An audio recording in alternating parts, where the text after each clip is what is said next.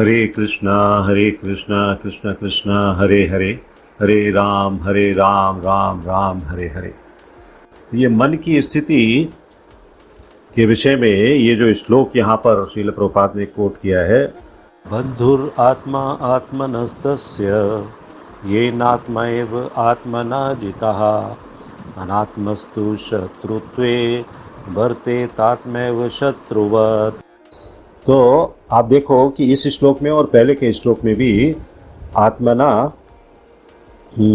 आत्मना आत्मानम दो शब्द आए हैं। पहले कौन से श्लोक में 20, 21, 22, 23 में से 20 में भी आया है, और ये जो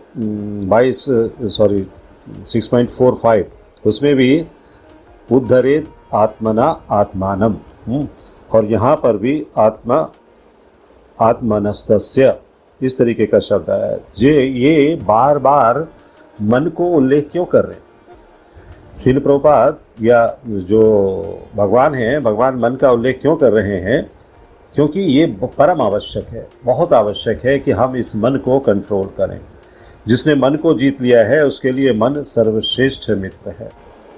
तो इस 6.6 श्लोक में, जिसमें कि मन को जीतने के लिए फिर से एक बार भगवान हमें प्रेरित कर रहे हैं, उसकी जब हम विश्लेषण करेंगे, उसकी जब व्याख्या करेंगे, तो हम समझेंगे कि मन को जीतना आवश्यक क्यों है। मन सर्वश्रेष्ठ मित्र भी है, और लेकिन जो उसे जीत नहीं पाया उसके लिए वो सबसे बड़ा शत्रु भी है। तो मन कैसे मित्र होता है और कैसे शत्रु होता है, यहाँ पर कल भी हमने व्याख्या में पढ़ा और जाना इसके लिए, और आज भी हम इसको अच्छी तरह और जानकर समझ पाएंगे। स्वयं अपना मित्र बन पाना किस प्रकार संभव है?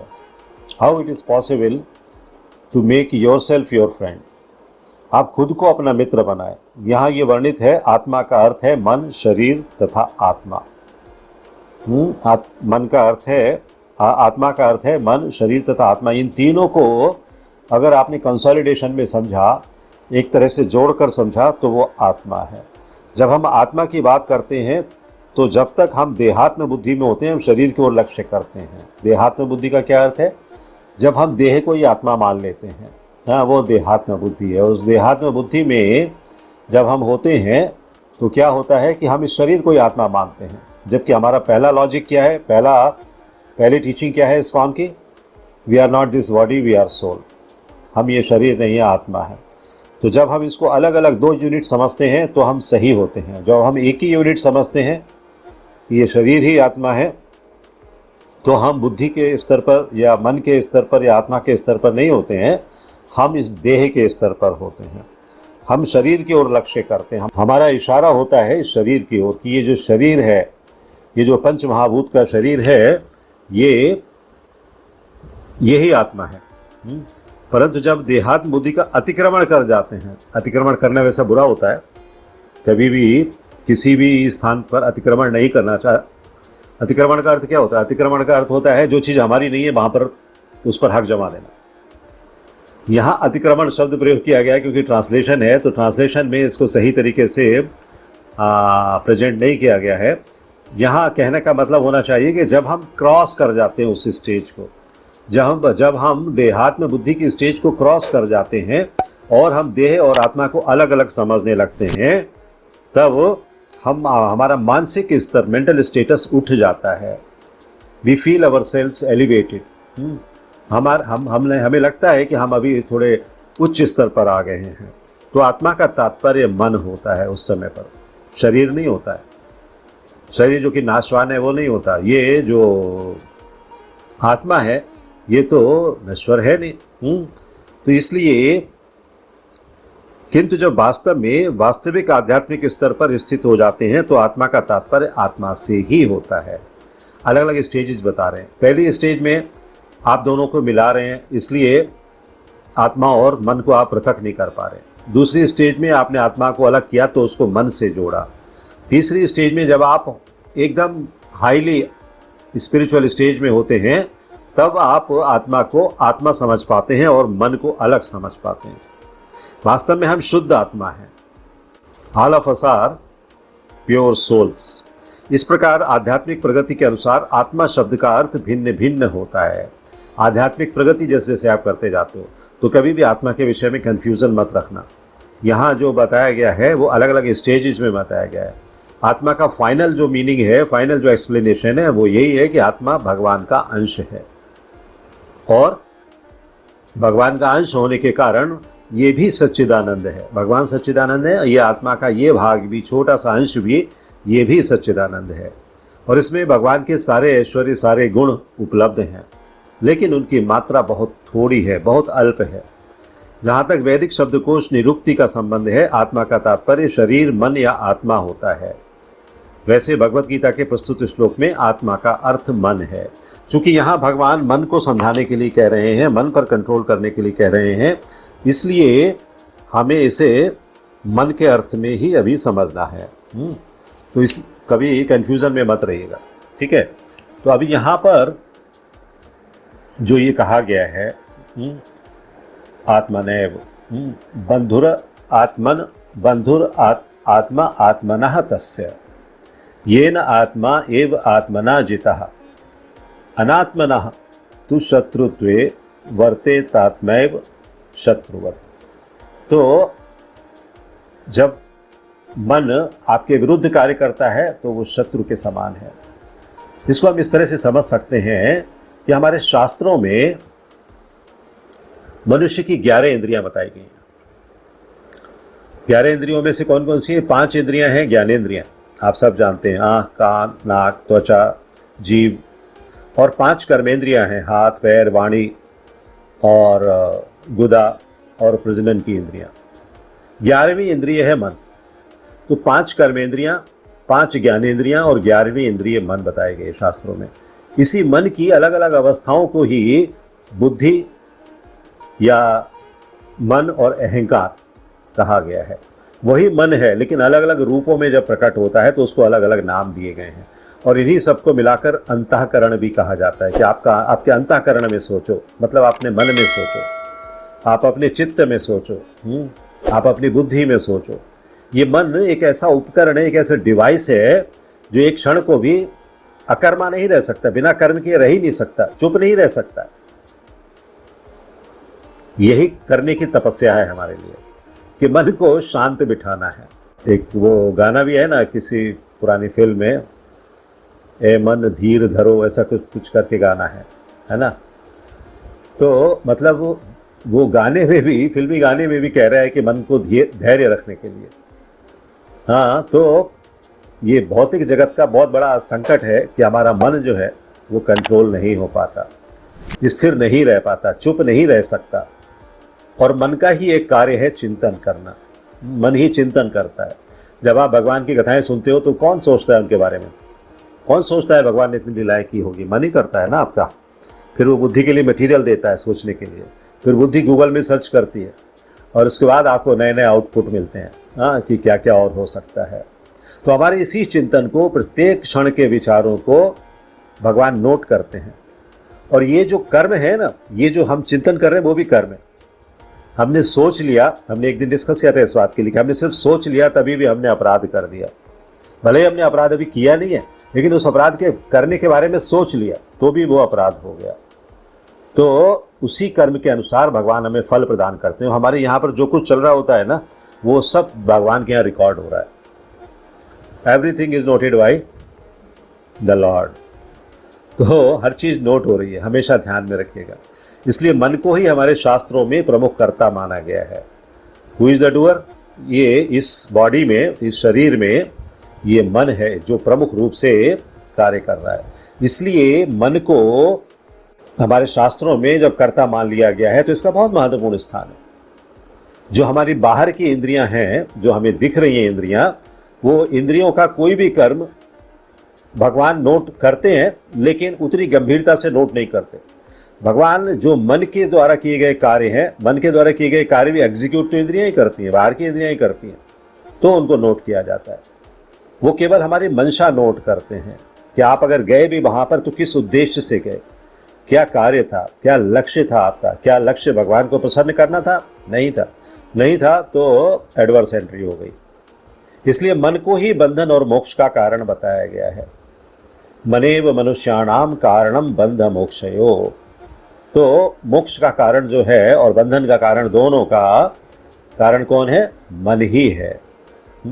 तो यही मन अगर संसारी विषयों में आसक्त हो जाता है, अगर भौतिक जगत में आसक्त हो जाता है, तो बंधन का कारण होता है। और इसी मन से अगर मनुष्य भगवान से प्रेम करे, ये जीव भगवान से प्रेम करे, तो मन को उनमें पूरी तरह से लगा दे, अनुरक्त कर दे, इतना प्रेम करने लगे कि भगवान और भक्त में भाव के तौर पर कोई अंतर ना रह जाए, तो वो मुक्ति को प्राप्त कर सकता है। मुक्ति का मतलब क्या है? जन्म मृत्यु जरा व्याधि के चक्र से निकल सकता है, भगवान के धाम जा सकता है, जन्म मरण के चक्र से उसकी छुट्टी हो जाएगी, छुटकारा मिल जाएगा उसके लिए। तो इसलिए हमें ये सोचना है कि मन को हम किस तरह से कंट्रोल करें। मन को कंट्रोल करना हमारी प्राथमिक आवश्यकता है, प्रायोरिटी है। तो मन क्या है? मन जब इसमें विचार उत्पन्न होते हैं तब हम इसको मन कहते हैं। मन में विचार, मेन एक्टिविटी क्या है उसकी? कि वो विचार उत्पन्न होते हैं, और विचारों से ही हमारी बुद्धि प्रभावित होती है, और बुद्धि से ही हमारे जो इंद्रियां हैं वो सब प्रभावित हो जाती हैं।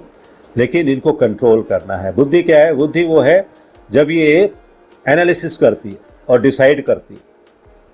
हाँ, तो इस मन का रूप हो गया दूसरा, बुद्धि वाला। तो वो बुद्धि के स्तर पर आ जाता है। मन ने सोचा, बुद्धि ने उस पर एनालिसिस किया, निर्णय किया कि करूं या ना करूं। हाँ, फिर वो चित्त में चला जाता है, आपके हृदय में चला जाता है। और जब ये किसी विषय या व्यक्ति के प्रति आसक्त हो जाता है, कौन? मन। हाँ, तो ये चित्त में आ गया। आपकी चित्त वृत्ति अच्छी नहीं है, ऐसा कहते हैं ना, मतलब आपका एटीट्यूड अच्छा नहीं है। हाँ, आप चीज़ों को गलत ढंग से सोचते हो। क्यों? क्योंकि आपके मन ने, बुद्धि ने आपको वैसा ही सिखाया है। यहाँ चित्त का मतलब हृदय मत लीजिए, लेकिन ये आपका एटीट्यूड है। फिर अहंकार आ गया। तो जब हमें ये सारी चीज़ें मन के अनुसार मिल जाती हैं, कौन सी चीज़ें? जिनकी हम चिंतन कर रहे हैं, जो धन है, प्रतिष्ठा है, सुंदरता है, भोग है, विलास है, कुछ भी है, ज्ञान है, ऐसी चीज़ों पर फिर हमें अहंकार हो जाता है। कोई सुंदर व्यक्ति होगा, उससे कहो कि आप बहुत कुरूप हो, तो वो आपकी तरफ ऐसे देखेगा जैसे कि पता नहीं आपने कौन सी गोली मार दी हो उसके लिए। क्यों? क्योंकि उसे अपनी सुंदरता पर अहंकार है। हाँ, मुझे सबको सुंदर ही कहना चाहिए, कोई कुरूप ना कहे मुझे, तब हम इसे अहंकार कहते हैं। तो वही मन है जो बुद्धि की स्टेज पर आता है, चित्त की स्टेज पर आता है और अहंकार की स्टेज पर आता है। ये चारों पृथक तत्व नहीं है, ये केवल मन के संचालन की 4 स्टेजेज हैं।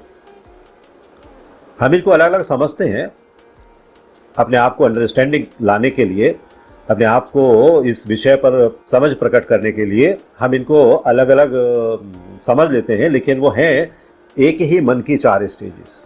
इसलिए हम इन्हें एक साथ मन या मन बुद्धि या मन बुद्धि अहंकार या मन बुद्धि चित्त और अहंकार कह सकते हैं, वट एवर यू लाइक। इन सब का अभिप्राय एक ही है।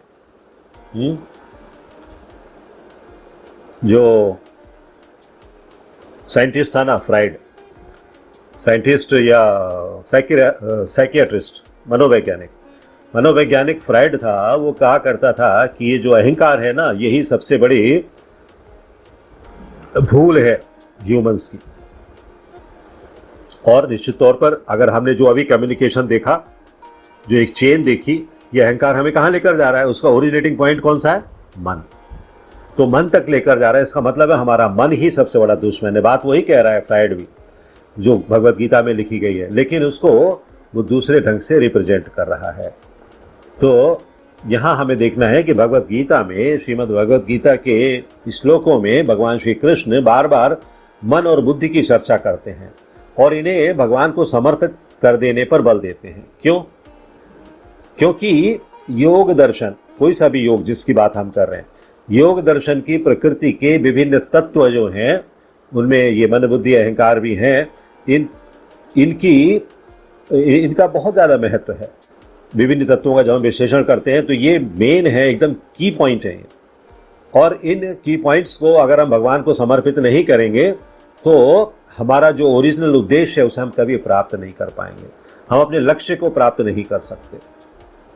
तो यहाँ इसीलिए इन बातों पर जोर दिया गया है। इवन शंकर मत को पालन करने वाले शंकराचार्य ने भी जब आत्मा के विषय में स्पष्ट किया तो मन को 4 प्रकार से वर्गीकृत किया, वही जो मैंने आपको बताया कि मन बुद्धि चित्त और अहंकार। ये 4 स्टेजेज बताए उन्होंने। इसलिए जब भगवान श्री कृष्ण कहते हैं कि हमें मन का प्रयोग स्वयं के उत्थान के लिए करना चाहिए, स्वयं के पतन के लिए नहीं, मित्र बना के रखो उसे, तो कहने का तात्पर्य यह होता है कि हमें अपने मन को उन्नत बनाना चाहिए, प्रोग्रेसिव बनाना चाहिए, एलिवेटेड बनाना चाहिए, ऊपर ले जाना चाहिए, भगवान की भक्ति की तरफ ले जाना चाहिए। यदि हम अपने मन को वहां पर लेकर गए तो हमारी प्रगति होगी, आध्यात्मिक प्रगति होगी, अन्यथा आध्यात्मिक प्रगति नहीं हो सकती। दूसरे शब्दों में हमें बुद्धि का प्रयोग मन को नियंत्रित करने के लिए करना चाहिए। मन बुद्धि को प्रभावित ना करे और बुद्धि चित्त को प्रभावित ना करे और चित्त अहंकार को प्रभावित ना करे।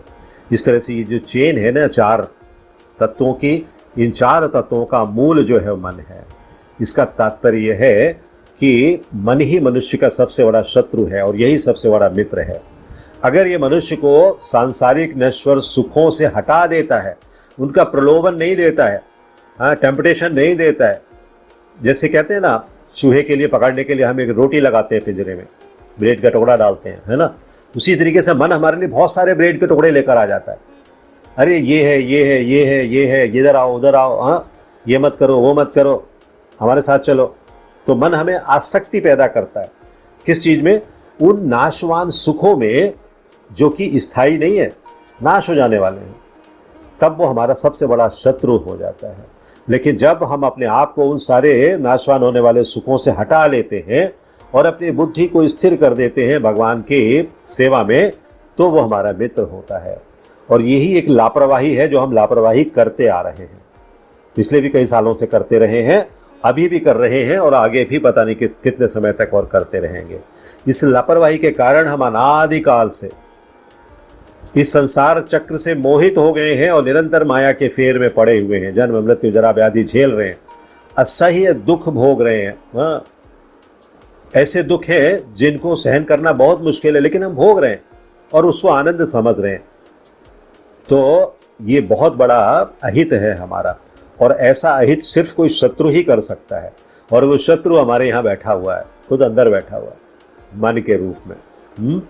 तो इसीलिए अगर हम भगवान पर विश्वास करें तो हम इस बात को अच्छी तरह मानते हैं कि यही मन अगर वेद शास्त्र की वाणी पर, गुरु की वाणी पर विश्वास कर पा रहा है, तो मनुष्य को भगवान क्या दिखते हैं? आनंद के सागर दिखते हैं, आनंद सिंधु, परमेश्वर दिखते हैं भगवान। अन्यथा भगवान क्या है? वो कहता है मूर्ति है, क्योंकि उसे श्रद्धा नहीं है, विश्वास नहीं है, मन उसके कंट्रोल में नहीं है। इसलिए शाश्वत आनंद से वो दूर चला जा रहा है, क्षणिक आनंद की तरफ जा रहा है। क्यों? क्योंकि वो हमें दुश्मन के तौर पर हमारे साथ है।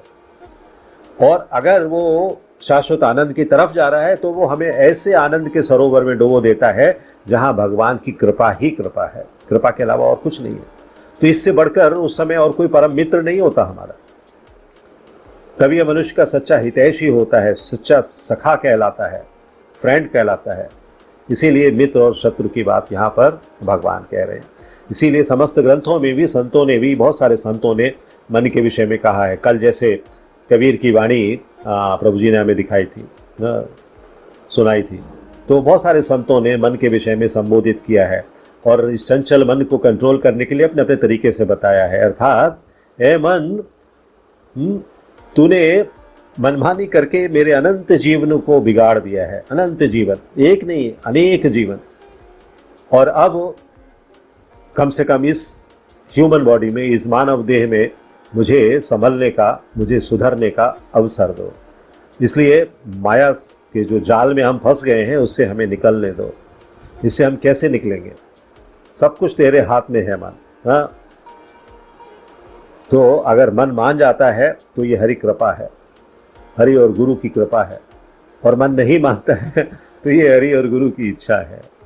हमें इसका प्रयास करना चाहिए कि इसको हम बदलें, इस इच्छा को भगवान की कृपा में बदलें और भगवान की शरणागति ले लें। यदि हम भगवान की शरणागति ले लेंगे तो निश्चित तौर पर हमें कोई भी तकलीफ नहीं होने वाली है और मन हमारा जो है अपना मित्र बन जाएगा।